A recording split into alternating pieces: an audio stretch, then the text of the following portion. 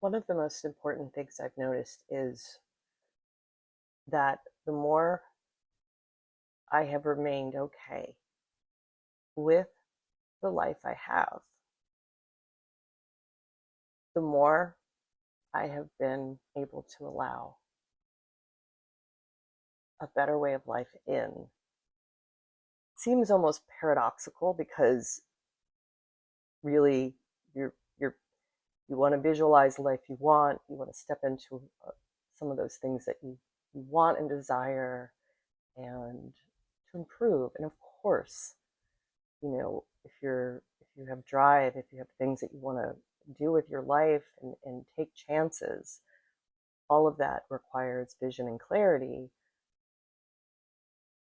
However, the other side of it is being okay where you are.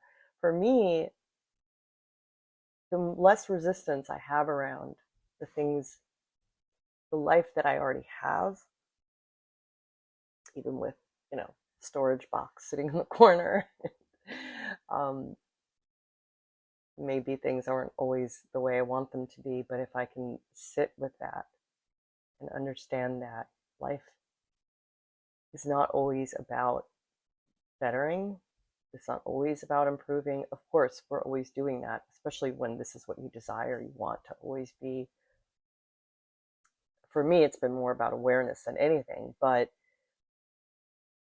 just allowing yourself to be in the space that you're in and find joy in that, because that is the energy, the actual energy that allows for almost like a relaxation, or just a pure relaxation of your nervous system, which then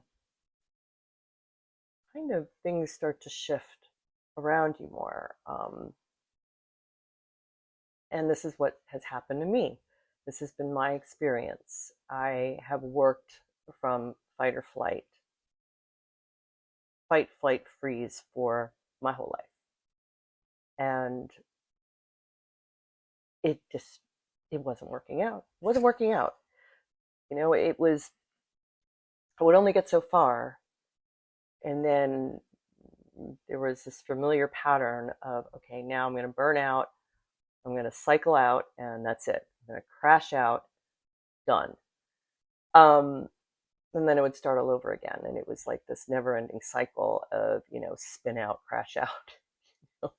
And I was also operating from the sympathetic nervous system, very heightened, very overwhelmed, very stressed. And sometimes working from that space felt like I was achieving something. I was fulfilling something. Maybe I'd get a lot done at that point, but then I would feel awful, just awful, just chaotic. My mind would be chaos. I would be, um, you know, biting my cuticles. I mean, like weird stuff. Like I would, of course, that's just, super raw, super vulnerable here, but that's just something I would do when I would get stressed.